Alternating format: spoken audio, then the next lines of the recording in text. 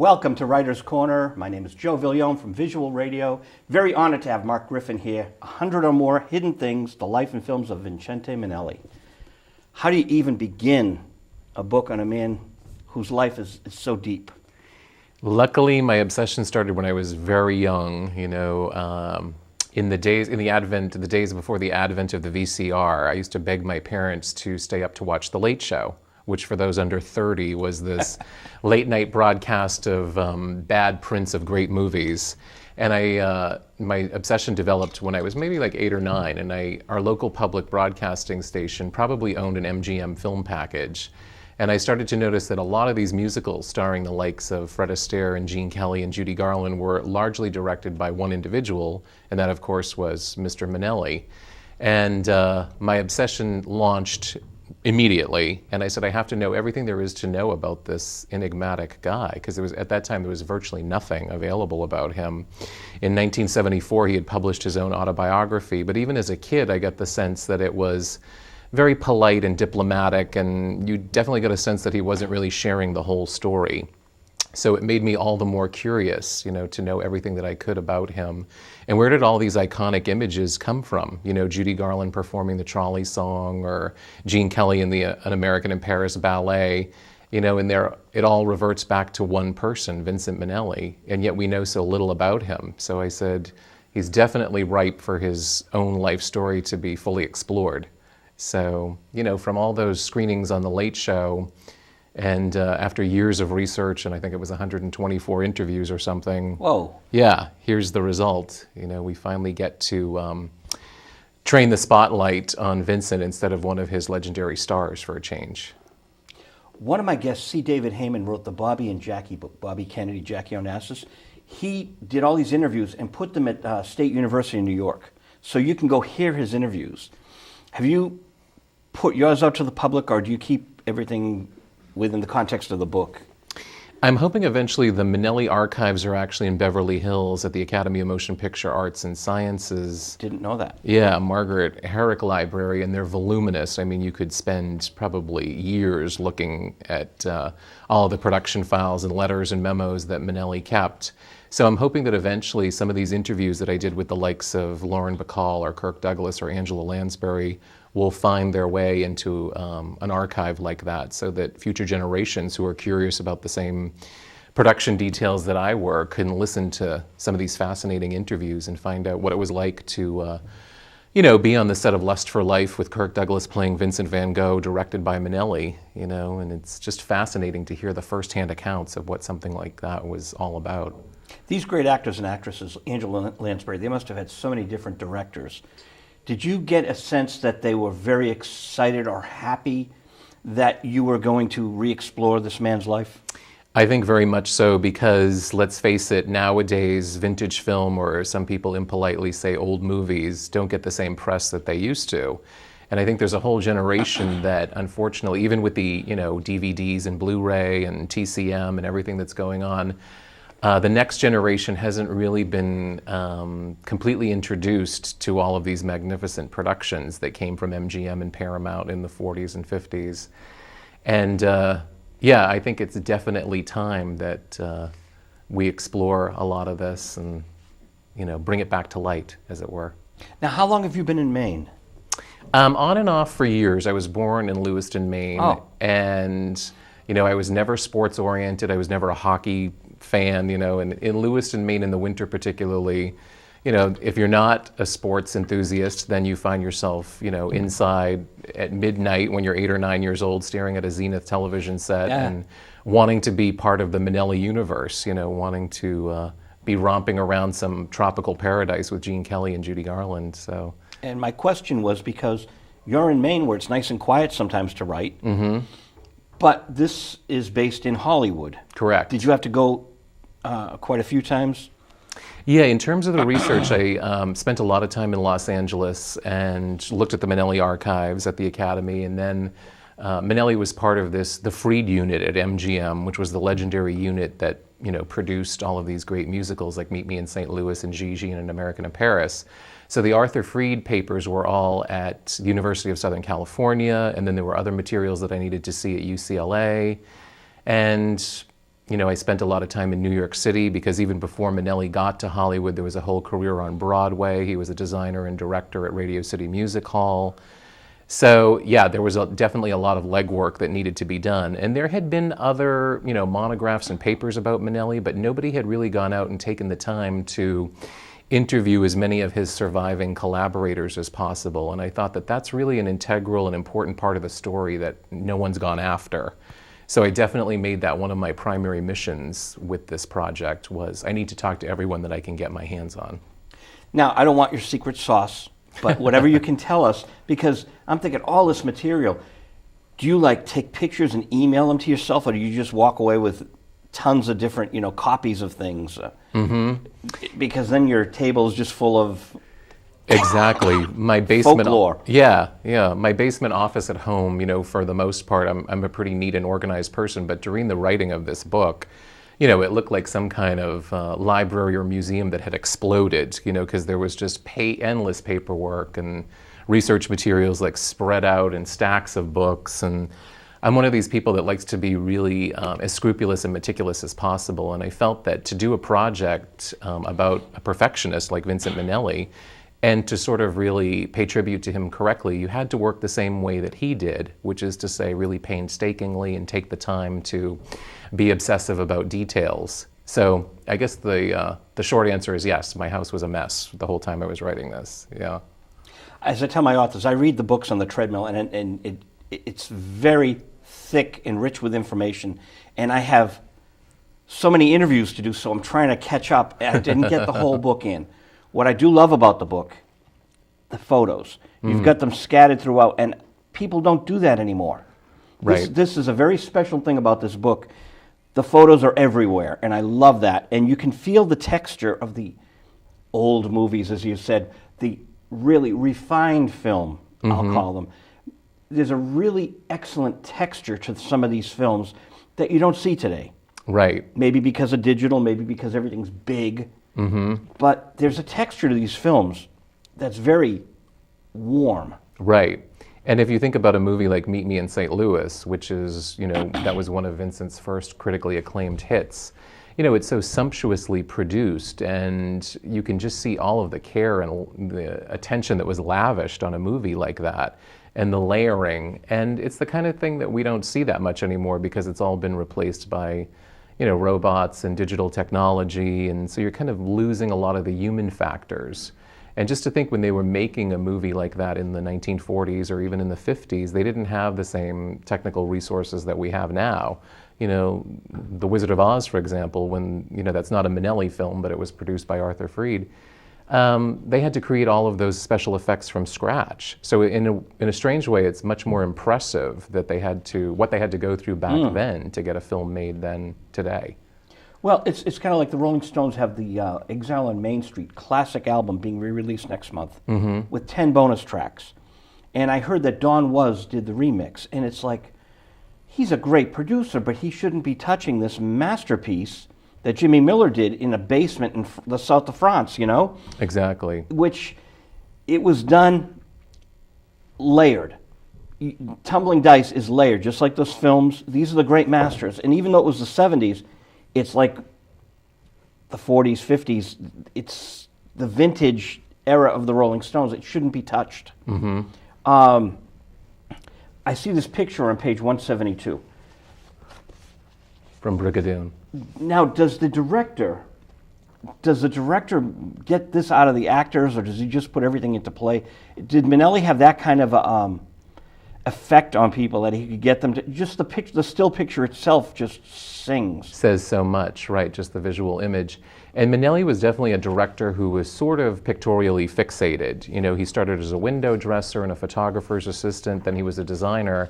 So he brought all of that training and experience to Hollywood. So when you look at a film like Gigi, which is one of his masterpieces, it won the Oscar in 1958, You can just see that this is someone who wasn't just handed a script and filmed it. You know, Vincent really took his time, and a lot of the actors told me great stories about waiting around for him as he's, you know, rearranging the table centerpieces or the curtains to get them just so. And he treated all of those furnishings and trappings as though they were important supporting characters in the film. You know, he might be keeping an actor like Lauren Bacall or Kirk Douglas waiting while he's kind of fiddling with the palm trees and the floral centerpieces, because he knew that even, you know, sort of peripheral elements that other directors wouldn't pay attention to that way, that everything has an importance. And the title, again, 100 or More Hidden Things, you know, that's a direct quote from Minnelli. He was talking about all of the subliminal elements that went into the creating of Meet Me in St. Louis. But it's also interesting that that same kind of layering is also applicable to his personal life. You know, there was just so many things happening beneath the surface and behind the films. And you get into that in the book. We do, yes.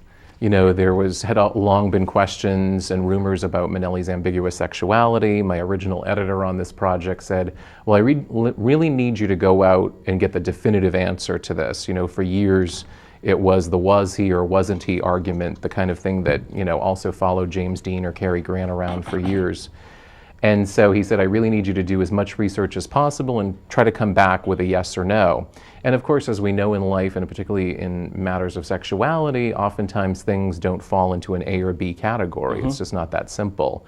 And in Minnelli's case, you know, I heard a wide-ranging collection of opinions about that, just as I did about what he was like as a director. You know, some people, like Margaret O'Brien, who's in Meet Me in St. Louis, adored him and said, you know, he was soft-spoken and quiet, but he was in charge in a very, definitely in charge, despite the fact that he was kind of subdued. And then other people found him very exasperating, like Ellen Burstyn was in his 1964 comedy Goodbye Charlie, and she absolutely loathed working on that film, even though she's a great actress. And she said Minnelli, you know, had this idiosyncratic habit of reciting the lines along with the actors, and he was trying to get them to sort of mimic his own interpretation of the character. And a lot of people found that to be like micromanaging, and they just couldn't stand it. So a lot of complexities and a lot of contradictions, and it makes, luckily, I mean, as a subject to write a book about, Vincent Minnelli was endlessly fascinating because he is so multifaceted and has all of these contradictions going on. Many great geniuses are like that. Alfred Hitchcock. Correct, right. The more compelling their films are, it seems, the more complex the character behind those films. That's true. And Minnelli's dream project for a long time was to do a film biography of Vincent van Gogh, which was one of his idols. And he got the opportunity to do that with Kirk Douglas playing Van Gogh in Lust for Life. And it's really interesting that, you know, Vincent van Gogh was certainly not an easy dude to deal with either. And I think Minnelli saw a lot of himself in Van Gogh, and that was one of the reasons he was so attracted to that project. Interesting. Yeah. So he had a bit of a mentor, maybe. I think so. And that was Minnelli's original aim, was to be a visual artist. So very often you see, like in An American in Paris, the climactic ballet with Gene Kelly and Leslie Caron is an homage to the Impressionist painters like Monet and Dufay. And then, for example, Meet Me in St. Louis is a tribute to Thomas Eakins. So this was the kind of, you know, very meticulous layering that Minnelli would do. And, you know, also layered the film with many little subtle flourishes that if you just do a quick reading of the film, it might be too subtle to get. But if you really pay attention and do the work, then I think you'll be rewarded, certainly, because it's all there. You know, I saw the photo here of the Van Gogh, the fellow painting Van Gogh. And you think those paintings become worth so much money, but a film goes to DVD and you can pick them up for very short money. Do people appreciate the art when they can buy it so inexpensively? I hope so, because Minnelli's cinematic legacy is, in a sense, it's really priceless. I mean, he gave so much of himself to his work that when you can buy An American in Paris DVD for $14.95, one hopes that, you know, you're really appreciating the enormous bargain that you're getting, you know, because that film was so such a painstaking effort, as all of his productions were. So, you know, I certainly hope that the viewer who's watching these now will have the same sort of appreciation, maybe even deeper, because these films have certainly stood the test of time, and they've endured so many changing tastes, and he made so many films that are timeless that it's fantastic that they're still around today and on the video store shelves. It seems the audience today needs a little extra, the bonus thing. Someone like you, the biographer, maybe talking about these films, maybe in a series. That would be something for people who would get a perspective. You've studied them. Right. I've studied the Rolling Stones. My perspective is valuable. Your perspective is valuable because we have the obsession gives you a glimpse into the genius. Right. And if you're not obsessed, you can't really fathom the genius. Yeah, and I think it's important to channel the obsession in a really proactive and creative way. Like, don't let it overtake you, but use it some way to share your enthusiasm and maybe your education with others so that they can maybe derive the same kind of benefits from it that you have. And I said obsession with a very respectful tone. Oh, absolutely. Because without passions over a subject matter, we wouldn't have 100 or more hidden things. You have a blog. I do. How do you get to the blog? I'm the least tech-savvy person that you'll ever meet, but I want to say that the blog address is www.100ormorehiddenthings.blogspot.com. .blogspot.com. Thank you. It came up on the front page of Google, which was good because when I put your name and Minelli in, I put your name and then Minelli. I didn't put his full name. I just put Mark Griffin and then Minelli. 74,000 items came up. Wow, that's good to know. Yeah. So you look at that. You can put just Mark Griffin. You can put Vincente Minnelli in. But when I put Mark Griffin, Minelli, I got the I got your book talk, Mark Griffin and the Life and the Art of Director Minelli, and I went to Wikipedia, of course, because you're writing a book now in the Wikipedia age. You really can't trust this site, but there's a lot of good stuff in Wikipedia, despite some of the non-writers that are adding their thoughts. You have to just be aware there's great stuff and then there's not so great stuff. True, and I think it's important to treat something like Wikipedia as maybe a study aid. It isn't the whole course, but it's giving you kind of maybe a brief and hopefully accurate overview of whatever subject you've typed in. So if someone, looks at the Wikipedia entry for Vincent Minnelli, hopefully, it will give you some sense about what he was like, but then inspire you to buy 100 or more hidden things or get it out of the library and really learn the whole complete story, and find out what they don't have time to cover on the internet. Now, with his autobiography, reading that and then reading your book, are they good companion books, do you think?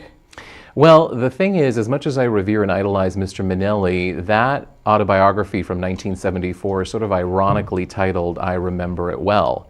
And when I really got into the research, I found out that he didn't remember it well. And there were so many important elements that he left out of his own story. It was almost like he was carefully self-editing. For example, he had a developmentally disabled brother named Paul, whom he never publicly acknowledged in later years. And he had a beloved Uncle Frank who killed himself around the time that Vincent graduated from high school. And then, of course, going back to the conflicted sexuality, there was also a boyfriend named Lester Gaba, whom Minnelli apparently met in Chicago. And then the two of them lived together there and then also in New York City. And all of these elements were left out of the autobiography. So there was a lot of self-censorship going on. So I would say if you read that book, you can read it with pleasure, but then also read it with caution, because it is someone who's kind of being very politically correct in telling their own story. So I think if you want, a more hopefully well-rounded portrait, then you might want to definitely take a peek at 100 or more hidden things, because I really tried to, examine all of the aspects of his life story in connection to all of these magnificent films, and show how maybe the films were mirroring the life, and how a lot of these movies were sort of poignant autobiographies in code, as it were. So, yeah, with Mr. Minnelli's autobiography, I would say definitely give it a glance, because there's some important information in there, and it's his, version of events. But then I think you also have to look beyond that as well. And when you say boyfriend, I guess you confirmed what your editor was asking. Right. It's interesting because so many decades have flown by that we can't go back in time and, a lot of the people that I would have loved to have interviewed by the time I launched this project in 2006, unfortunately, were no longer with us. But I really tried to make a concerted effort to talk to as many people as I could get to. And I heard a really wide-ranging collection of opinions about what people thought about the sort of sensitive topic of Minnelli sexuality. So I had people who were saying it was definitely A, and then I had other people who were saying, no, it was definitely B. And to sort of, it was just interesting from a narrative point of view to include the contradictions. Because when you have someone who's emphatically saying it was this way, and then the next interview subject is saying, no, it was really this, I think that maybe there isn't a definitive answer, and it's more complex, or it falls into a gray area. So just to offer the reader all points of view and all perspectives is really interesting and compelling, rather than me, taking a position and saying it was definitely this. Because at this point I can't be inside the man's psyche. I can only make educated guesses. But I think we can definitely say he was living in a different era under a lot of societal pressures. So if he had homosexual leanings, then he was living in a period of time when that wasn't as socially acceptable as it would be today. Although James Whale is well known, and was a famous director of Bride of Frankenstein, of course, and there was a film about his life. What I find interesting is after these people pass on, sure, we're in a new millennium, and it is still difficult for people of all persuasions or ethnicities. There's always some kind of discrimination somewhere. No matter who you are, you can be a white male and straight and still have discrimination somewhere. Right. Somewhere in the world. But when Raymond Burr died, and Barbara Hale, his co-star, kept saying he's not gay. It's like, well, he lived with Robert Benavides for 34 years. Everyone knows. I mean, how can she, with a straight face? Because I love Barbara Hale, but it's so absurd for her to go on TV and just be so defensive about him, and he's gone. Right. So with Vincente, I bring it up because with Vincente Minnelli. That's the correct pronunciation, Vincente? I've actually heard it both ways, but I heard an audio recording of Judy Garland from the 60s, and she referred to him as Vincent. So I would say that that's probably the correct pronunciation. Vincent. Yeah. Okay. And his real name, of course, was Lester, and he changed his name to Vincent to sound more sophisticated and chic. And oh, I thought it was for Van Gogh. Oh, you would think. And they also spelled that differently. He's Vincent with an E, Van Gogh is Vincent with just the T on the end, so... Well, yeah, you have, the artiste. Right. It has to say man of the world and aesthete and, What a nice, great ring for Liza to have. Liza Minnelli is it rolls off your tongue. It certainly does. It's marquee ready, isn't it? Yeah, it's got two Lees in there. Liza, Minnelli. Yeah. So it's redundant in a good way. So she it's better than Liza Garland. Yes, and Kander and Ebb wrote her that great song from the 70s, Liza with a Z. Not Lisa with an S, Liza with a Z. Yeah. Well, I think that was the special I was talking to you about. It was magnificent to see it on DVD. And not bonus tracks, to have a guy like you talking over the movie after you see the movie in its original print. And then you have an expert talking over it. It's so important for the fans. And I think that will bring more of that cachet, that, like respect for the movies, the way that we have respect for Van Gogh painting. Right. If you have this added, someone giving you the direction, because people just don't have the time to even investigate a movie, let alone watch it 4 or 5 times. They need an expert to kind of give them the cliff notes, and then they can go back and appreciate it a lot more. Right, and I think luckily in the last decade or so, or even more, Hollywood has really started to wise up to the fact that it needed to be more self-protective about its own product.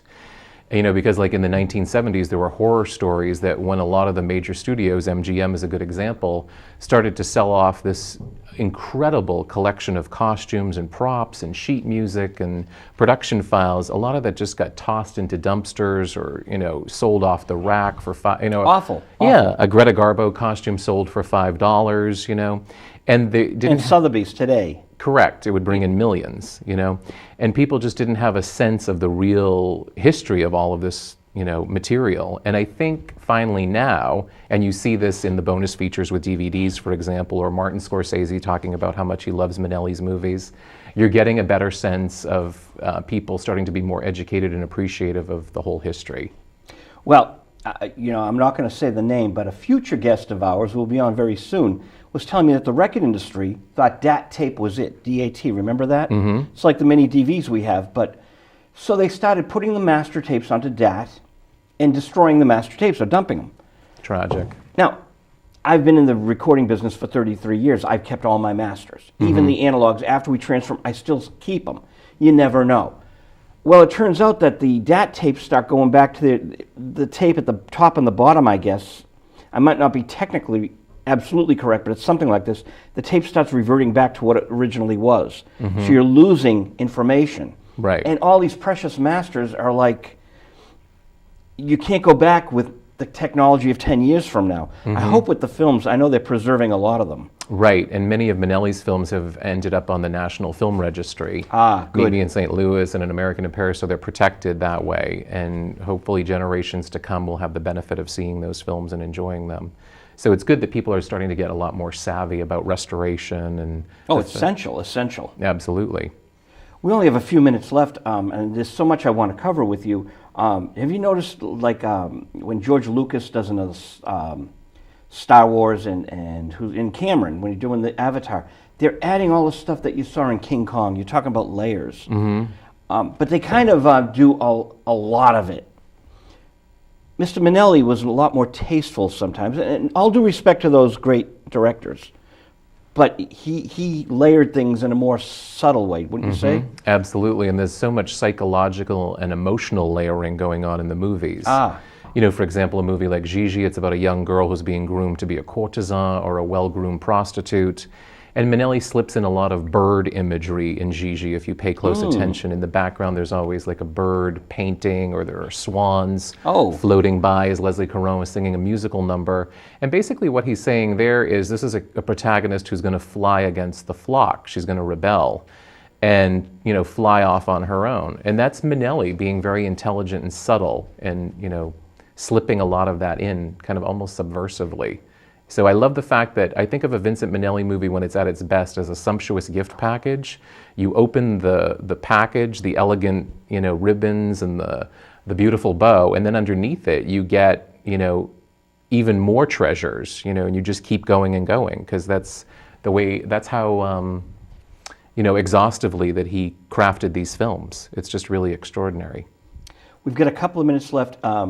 Your great publicist, Lisa Warren's here, and It's wonderful. Dina from Da Capo. Correct. Now, you went on a tour. You saw our friend Ginny up in... Yes, in Lawrence earlier. Lawrence. She was terrific as well. Smokey Bacon. You had fun with Smokey and Dick. The inimitable Smokey Bacon. Yes, my day started at the Park Plaza, and I got to be interviewed. And this has been neat because I've gone to New York City and introduced a Minnelli film at the Museum of Modern Art, and you know, did a little event at my local library in Lewiston, Maine. So it's wonderful. I mean, this book has taken me to some really remarkable places. Well, this is the underground. I think that of public access is more of the underground than, say, college radio. I think we're an important community, and you got to meet a lot of the principal our colleagues. Yeah. So you know, I'm happy you did that, because I think people. It's kind of fun when you do the circuit, and then I'm sure all the interviews were different. Very different. Yeah. And that's good for you, you know. Absolutely. You know, variety is the spice of life. So. 100 or More Hidden Things: The Life and Films of Vincent Minnelli, Mark Griffin on Da Capo, and it's dacapopress.com. And again, the blogspot.com, 101. 100 or More Hidden Things.blogspot.com. I hope I'm getting that correct. Yeah, 100 or More Hidden Things.blogspot.com. I'll put Mark Griffin and Hidden Things and blog in Google. Thank you. It'll come right up. 74,000 items. You have to be a little specific, but it'll work. It's been a lot of fun having you here on Writer's Corner, and it'll rebroadcast on visual radio. Terrific. And you know, when you're back down here, if you're doing a film thing, you're always welcome in the studio. Oh, thank you so much. Chat more about this. Yes, it's endlessly fascinating, so I'd be glad to. Thanks so much, and thanks to Steve Gay and Jennifer Willey and Joe LaRocca, and again, thanks to you, Mark Griffin, for coming down here. My pleasure, thank you. Writer's Corner, and hello to our friends at Bookends and at the Winchester Library. All good people.